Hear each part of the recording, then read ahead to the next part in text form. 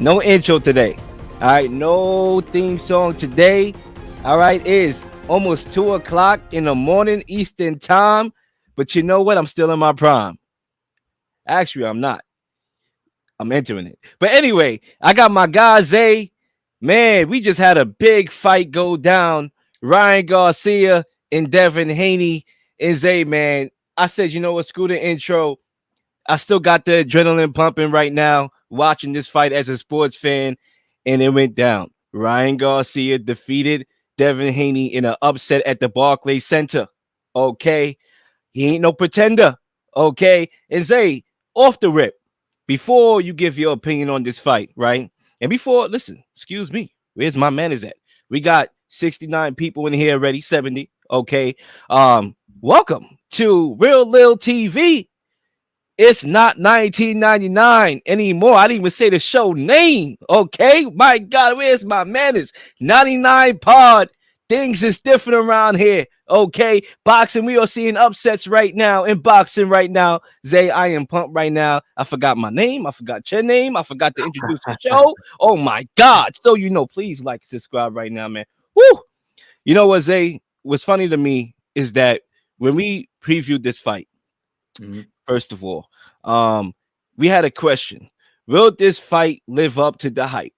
And immediately after the show was over, I sat and I thought about it. I'm like, I didn't like the way how the question was worded because there wasn't no hype around this fight. Okay. The fight barely got people to attend at the Barclays Center prior to tonight. Glad to see that it was packed because they were struggling to sell tickets, right? And it wasn't really no hype. I didn't even care about it like that. I'm gonna be honest with you. I was sitting back. Normally I'm standing, pacing back and forth like I'm a daggone ISIS bomber. Okay. But I was sitting back in my chair, feet cocked up, pina colada. I'm like, man, I'm just watching the fight because I'm a boxing fan. But I really don't care. I have no expectations. But guess what? It over exceeded my expectations. Therefore, it lived up to the hype. See, I'm going to pass over the mic. What are your thoughts on Ryan Garcia pulling the upset? For those watching, welcome to 99 Pod. Listen, it's not 1999 anymore. Podcast. Listen, in the predictions, when we had predictions, when we gave them, I said I believe Ryan Garcia will win this fight because Devin Haney has shown us his inability to fight against volume fighters, guys who throw a lot of punches, and we saw that against Lomachenko. I felt like Lomachenko won that fight, and we saw it here against Ryan Garcia, who was throwing a lot of flurries of punches, was confusing Haney on where these punches were coming from, and he cannot check that left hook. There was many times that he got hit with that left hook throughout this fight. It started in the first round, literally early in the fight where he was dazed, and I think it happened again in round, was it 7 or 8 when he got knocked down the first time, and from there on, it was all she wrote. It was just the talent of these two fighters should have sold out the Barclays Center because boxing fans know what these two fighters possess, the skill set these fighters possess. Yeah, we make fun of Devin Haney for not having that knockout, lights out power, of course, but he's still a tactical fighter. He's a technician. He knows how to pick his spots. He knows how to defend well. But against Ryan Garcia, who is another great and skillful fighter, a guy who is known for having unique combos, being able to catch people with that left hook that puts people to sleep. These are two guys that should have sold out that Barclays Center and should have put on a masterclass. But besides doing that buffoonery promoting with all this pushing and shoving and trying to make this real life argument, it was never like that between these two kids. It was just two young fighters trying to make a wholesome name for themselves in the brightest lights in New York City. But for whatever reason, people only like conflict. People only like drama. And it was annoying and it took away from the fight itself. But this fight lived beyond the hype. The fight lived beyond the hype. No, this is many years in the making. This is not just, they just came up, but this is for many years, like 4 or 5 years in the making for these guys to fight. So it was beautiful to see. It was a great fight in and out, and Ryan Garcia got the victory. I really want to touch base on the knockout. With the first round, the round he got knocked down, I believe it was round 7. When Ryan Garcia trussed him up. And it was just a beautiful sequence of just Ryan Garcia pushing the tempo, running forward, not being afraid of being hit, but making sure his punches landed. And it was just a beautiful of setup where he landed that left hook, and you just saw Devin Haney's eyes roll back. That was a beautiful combo. You don't see many fighters getting hit like that. And Yeah. that was a beautiful combo. I just want to get your input on Yeah, man. Ryan Garcia's performance, but then we'll talk about Haney's performance as well. Yeah, I'm gonna get right to the performance, and then we could talk about, everything else leading up to the fight that kind of blinded everybody from a good entertainment fight that it was. It was a seventh round where he got knocked down. And it's funny because you had the cameraman coming into the ring. The fight not even over yet. The DJ was playing the music. Hey DJ, keep playing that song all night, on and on. I mean, guys are ready to turn up. The fight not even over. Credit to Devin Haney as well. I want to start up with credit for Devin Haney because he showed resilience. Correct. Round one, this fight could have been over. Okay, but he showed resilience, right? He had the chin, right? We question his chin. He showed that he has a chin. He has heart. He got back to the basics after that rocky round one, using his famous jab and I'm fighting behind the jab. And at one point after that round one, I kind of threw out, I won't say hope, but I lost hope in Ryan Garcia. I thought he should have went for the gusto. Like it was a lot of things going in my mind in that round one, right? Because he did take his foot off the gas and showed patience. So you could look at it from that perspective. Like, yeah, he's fighting smarter because when he fought Tank and he, was having momentum in that round two, he went for the gusto and got knocked down. And it altered the trajectory of the fight. People don't realize how that one punch changed the fight because Ryan Garcia was building some momentum in that round two. And in this fight, he took his foot off the gas and actually played it safe, which ended up being the smartest thing to do. But at the time, I was juggling that and like, oh, maybe he should have went for the gusto, because one thing you don't want to do is allow the sharp Devin Haney to gain a rhythm, which he did at one point in the fight. I thought it was over. I'm like, yeah, this is about to be a lopsided victory for Devin Haney. But Ryan Garcia, with that snappy left hook, was able to, hurt Haney numerous times, and Haney knew it was coming and still couldn't defend it, still had no answers for it. And it wasn't only the snappy left hook. The right hand played a factor in this fight for Ryan Garcia. And when he used the right hand, that's when this fight blew open. And that's why I want to see him use more early in the fight. He eventually did, and it paid dividends. Yeah, he could have went to the body a little bit more. Honestly, this fight could have been a blowout had Ryan Garcia did a little bit of the intangible things better. Correct. He allowed Devin Haney, I think it was after the first knockdown, he reverted back to that dumbass shoulder roll he be trying to do. I don't know what the hell that is. Yeah. Okay, it looked like the Tootsie roll. That don't look like the shoulder roll. It looked like the Tootsie roll. My guy was turning his back like he was on crack. Okay, wow. But when he did that, he allowed Devin Haney to get back in the rhythm. But credit to Ryan Garcia, the blazing speed, the power. He's never out of the fight. And clearly that was a microcosm of this fight. And I just want to give him his jurisdiction due, because a lot of people, counting him out. I would be the fool to say I was counting him out as well. A lot of, comments and stuff like that was made before the fight. The guy looked struck out on coke, but guess what? He ain't no joke. Okay, he came out and won this fight. Credit to Ryan Garcia for the victory. Real quick, I just want to shout out to the 223 people watching this stream currently. This is great work of these two young fighters that we were able to watch. The boxing fans definitely was able to witness a show tonight. But most importantly, when we talk about Ryan Garcia, right, the antics, we talk about all this stuff because people are telling him in his ear he needs to do this to sell the fight. And that doesn't need to happen.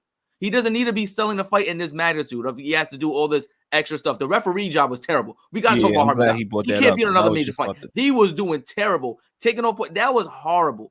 He's doing way too much. You know what people talk about in basketball and football? The referees are the ones they're the ones deciding the job. They're making the results. The referees can't do that. They cannot do that in boxing. And they can't do that in this particular fight because they could have cost Ryan Garcia the fight.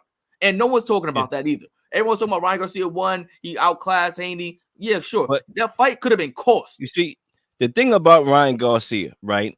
And, Ryan Garcia is so perplexing because, 1 minute it's like, yes, Ryan Garcia. The other minute, you're like, huh? What are you doing? That's the Ryan Garcia conundrum. Even though there was times in this fight, like round 12, where he was showboating, where I thought he could have won that round easily. Devin Haney was clearly on spaghetti legs. Okay. And we saw in that Lomachenko-Haney fight, Loma, who had Haney hurt, take his foot off the gas around 12, which allowed Lomachenko to get robbed. I was saying to myself, I hope Ryan Garcia don't get robbed. You can't get knocked down 3 times in the fight and win the fight. Correct. With all due respect, I don't even care about the mathematics. Okay, I stopped counting. Once he got knocked down the third time, I said, my scorecard is out the window. I don't need it. Can't win the fight like that. But the Lomachenko fight, he took this foot off the gas, and I'm like, Ryan Garcia, the showboating. Salute to Derek James. There's a lot of things we could cover here. I'll touch on Derek James, no Diddy later. You know what I'm saying, right? Ryan Garcia showed resilience, and that has been a microcosm of his career. Correct. The Tank fight, getting knocked down, getting back up. He got back up. Say what you want about him quitting in that Tank fight, because got called spade. He quit. But he did get knocked down in round 2, right? And he survived to, I think, round 7, I believe, was when I don't remember the round where Tank stopped him with the body shot. I think it was around 7, right? But he got back up, he fought. Yeah. The Luke Campbell fight, he got knocked down, got back up, he stopped him, right? The Oscar Duarte fight. Oscar Duarte was getting some momentum, and he stopped him with the money shot, the left hook. So Ryan Garcia has always been a guy that has bounced back from adversity. And even though there was stints in this fight where the referee was on a daggone payroll, okay, my guy was on the payroll clearly. I mean, he didn't even give him a warning before he took the point away. That's number one. That's an error right there. You got to give the guy a warning. Now, I know Ryan Garcia was not smart to throw a punch like that, but he was frustrated. One thing about Devin Haney, when he gets hurt, he clinches and he holds. And I thought that he should have got a point deducted for clinching and holding. We want to see a brawl. We want to see a fight. And this guy obviously is holding on for dear life, and it's affecting Ryan Garcia. But then again, you could look at the shoulder roll where Ryan Garcia was turning his back, and I believe Harvey Dock warned Devin Haney about punching him in the back before he just allowed him to start punching him in the back later on in the fight. And then you could say the holding, it kind of like canceled each other out in a way, but that 1 point that was deducted could have been the difference in the fight. Luckily, 2 of the judges knew what they was watching, and one judge who had it a jaw, something is wrong with that guy. Get him out of the sport. That's a question. That's funny because I have to ask that question as well when it turns to the judging and the judge scorecards and things of that nature. Devin Haney, in the unofficial scorecard, they had him going from round 2 to round 6, winning every round from that point. I wanted to ask you about that because it seemed like a lull. It seemed like you could have gave, it was like a swing round with 2 to 6 where it could have went either way. And it seemed like once round 7 came and Garcia knocked down, Devin Haney, they gave the swing rounds to Garcia kind of. How do you feel like in terms of that judging, and like how can these judges change how they view the fight? Because there's going to be a lot of fights like this where 2 big superstars are not really swinging and throwing punches until down the line, until like something happens, like I said, round 7, round 8. And like, how do you give these swing rounds to which fighter? Is it based on if someone gets knocked down first, or is it kind of just momentum based? Like, all right, this guy looking like he's going to get heavy. That's a good question, right? Because, it goes back to the Pandora's box that you're opening. What's a 10-8 round? What's this and that? There's a lot of ways you can judge a fight. I think a lot of judges clearly, and it's factual. If you look at the cards, you see one judge is over here, and the next judge, his card is over here. Even the tune-up fight before this one, where you had one judge 98 to 91, something to that effect, and the other judge is on a totally different planet watching a totally different fight. It's like, these judges clearly, they judge the fight differently based on their cards, right? So that's a good question. I think for me, Ryan Garcia needed probably all 3 knockdowns to win this fight, right? Because there was a period in which, you see, I'm trying to remember, this is instant fight reactions. I don't even got time to watch tape, but off my memory, after round 1, there was a period where Haney was winning the fight, and he won like about 4 rounds back to back to back, right? Off the top of my head. And Ryan Garcia was not going to win the fight due to the activity, right? Because Haney was throwing the jab. Ryan Garcia did not use the jab a lot in this fight. So Haney would have outpointed him. But when it comes to the knockdowns, like I said, that's a great question you're asking. But for me, you cannot get knocked down 3 times and win a fight, unless you're Tyson Fury. But that's a discussion for another day. That's a conversation for another day. That's a good point. Two major questions, right? We're gonna go with one question You first. see. I hate to go race here, but that's what happens when you're a gypsy. I'll just leave it at that. Listen, Okay, they don't look go. out for the brother like that. But I want to ask you this main question, right? So if you're Devin Haney, where do you go from here? You still have the championship, right? You're still the WBC super lightweight champion, right?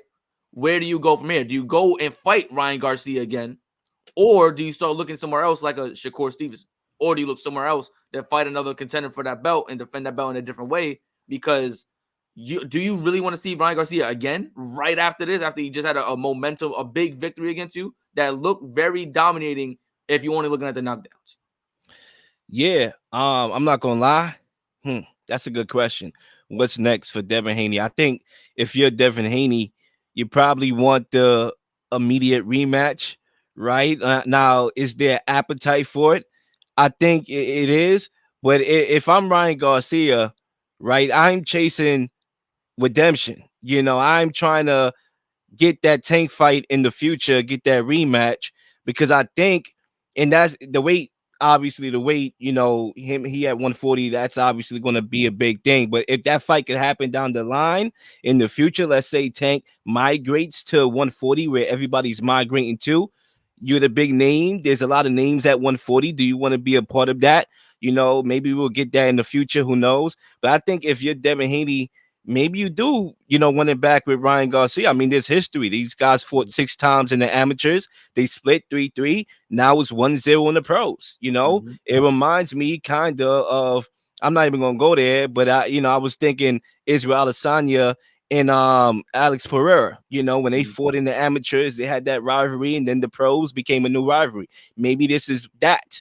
I'm not saying that Devin Haney going to knock him out in the rematch like my guy Kenny saying. The guy can't punch through a wet paper bag. I mean, my guy was punching him in the back, okay, and to no avail. And I said it before, when he fought Loma, right, he was throwing a lot of body shots against Loma to no avail. Loma kept coming. This guy got no power. Okay, this guy turned off the lights. Literally, you got no power, literally. But yeah, that's my thoughts on your question. I think Devin Haney, like both these fighters are super young, 25 years old each. And, we're seeing them at their prime age, the young age, and putting out a show. They did put on a great show in Barclays. And like I said, unfortunate that they didn't get to sell out the way it should have, because this fight was, like I said, above the hype.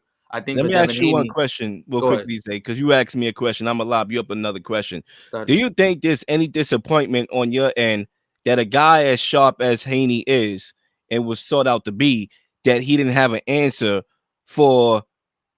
Basically, let's call a spade. Ryan Garcia is kind of one-dimensional in the sense that he has his money shot, and that could be negated. Do you think a guy like Devin Haney, as sharp as him, or you disappointed that he didn't have an answer for Ryan Garcia's money shot? Before I answer that question, I want to give a shout out again to all of the 298 people watching the stream. 315, bro. 315, excuse me. See, I got my numbers messed up, but shout out to y'all. Like and subscribe, y'all. Like and subscribe to the It's Not 1999 Anymore podcast on YouTube, Spotify, so on and so forth. But listen, I think the only disappointment is that we've seen Haney have so many defensive master classes against so many different fighters.